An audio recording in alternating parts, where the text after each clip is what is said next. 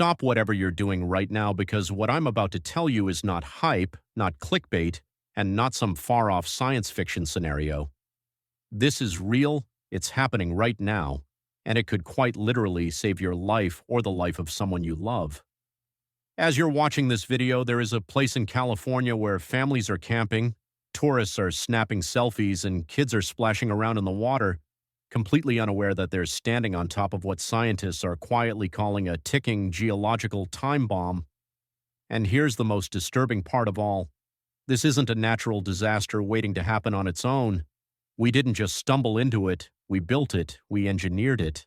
And under the right conditions, it could go off again with very little warning.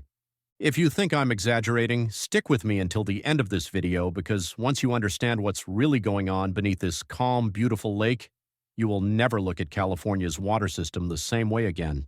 And honestly, if this information shocks you as much as it shocked me when I first learned about it, do me a quick favor right now.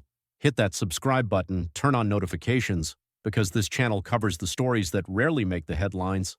Stories about what's really happening beneath our feet, behind the scenes, and sometimes right in front of us while nobody's paying attention. Now let me paint the picture. Imagine a stunning lake tucked into the mountains of Northern California. Clear blue water, peaceful surroundings, the kind of place you'd take your family for a relaxing weekend getaway. That lake is Lake Oroville. On the surface, it looks like paradise. But underneath that calm water, deep in the bedrock below, something dangerous is quietly building, and almost nobody is talking about it. In just the last 33 days, Lake Oroville absorbed an absolutely staggering amount of water. So much water, in fact, that if you took every single drop and poured it over Los Angeles, the entire city would be buried under nearly 3 feet of water. We're talking about roughly 1 million acre-feet pouring into this reservoir in barely over a month. Scientists aren't just impressed by that number, they're nervous, and here's why. Every gallon of that water isn't just sitting there harmlessly. It's seeping downward, infiltrating cracks and fractures in the rock, building pressure deep underground, and recreating the same conditions that once triggered something nobody expected and nobody wants to see again. To understand why this matters, we need to rewind the clock to August 1st, 1975. It was a normal afternoon, around 1:20 p.m., when the ground beneath Northern California suddenly snapped awake. A magnitude 5.7 earthquake tore through the region, cracking buildings and shaking communities across 3 different states. Now, earthquakes in California aren't exactly shocking on their own. Everyone knows about the San Andreas Fault. But this one was different, and what made it different is what terrified scientists. This earthquake was never supposed to happen. According to everything geologists believed at the time, this area should have been seismically quiet. There was virtually no history of major earthquakes there. The ground had been stable for thousands of years, with no known active faults capable of producing a quake that powerful. So what changed? What suddenly woke up something that had been sleeping peacefully for millennia? The answer is uncomfortable because it points directly back at us. We built a dam. Oroville Dam was completed in 1967, and it's an absolute giant. Standing 770 feet tall, it is the tallest dam in the United States, even taller than Hoover Dam. Behind it sits Lake Oroville, capable of holding up to 3.5 million acre-feet of water. It's the crown jewel of California's state water project. When the reservoir reached full capacity for the first time in 1969, engineers celebrated. Everything worked perfectly, and then nothing happened. No earthquakes, no tremors, no warning signs.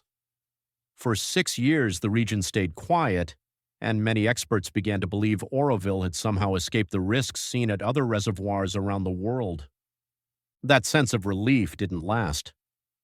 On June 28, 1975, a magnitude 3.5 earthquake struck south of the lake. Over the next few weeks, around 20 more small quakes followed. Then on August 1st, the situation escalated rapidly. 29 earthquakes hit in just 5 hours, building toward a magnitude 4.7 event. Seconds later, the main shock slammed the region. The magnitude 5.7 earthquake made it painfully clear that Lake Oroville hadn't dodged anything. The reservoir had activated a fault known as the Cleveland Hill Fault, turning a geologically quiet zone into an active seismic threat. Here's where the science gets both fascinating and terrifying. When you fill a massive reservoir, you're not just storing water, you're changing the physics of the Earth itself. Lake Oroville holds billions of cubic meters of water when full, creating an immense weight that physically bends the Earth's crust by several centimeters.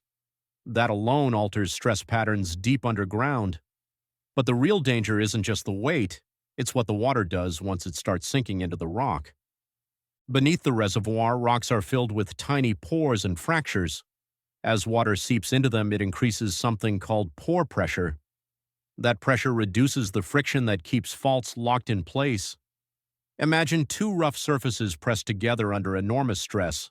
They don't move because friction holds them still. Add water and suddenly it's like oil on those surfaces. Slip becomes possible. At Oroville, years of slow infiltration combined with rapid changes in water level created the perfect conditions for that fault to move. Leading up to the 1975 quake, the lake had been drained to make room for snowmelt, then refilled rapidly. That pressure change sent a wave through the bedrock, eventually reaching the Cleveland Hill Fault. After years of stress buildup, the fault finally slipped, and the dam quite literally created its own earthquake. And this isn't some isolated freak event.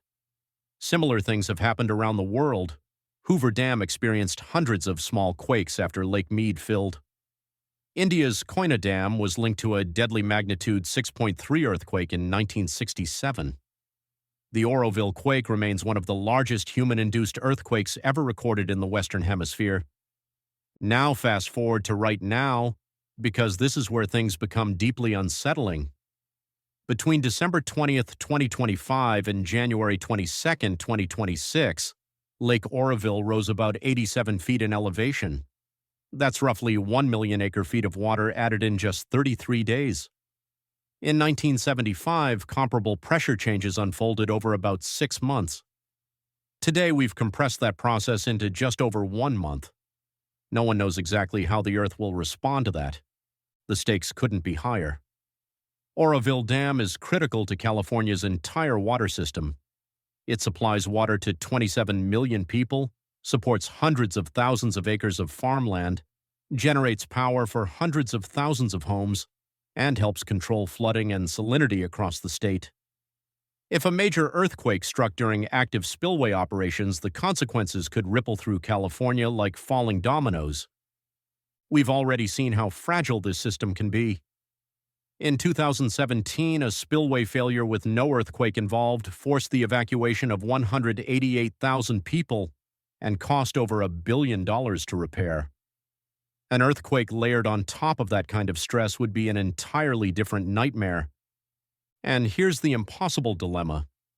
California can't simply stop filling the reservoir. After years of brutal drought, every drop of water matters. Letting it flow unused into the ocean risks future water shortages, but storing it carries seismic risks we don't fully understand. Right now, Lake Oroville sits well above average levels, storms are still coming, and pressure changes beneath the lake are only beginning to spread through the bedrock. If history is any guide, the consequences might not appear for months or even years, or the system could reach a breaking point much sooner.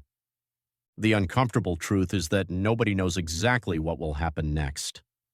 Scientists call this one of the largest geological experiments humanity has ever conducted, and whether we realize it or not, we're all part of it. If this video made you stop and think, make sure you like it, share it, and subscribe for more stories like this. Stay safe, stay informed, and I'll see you in the next one.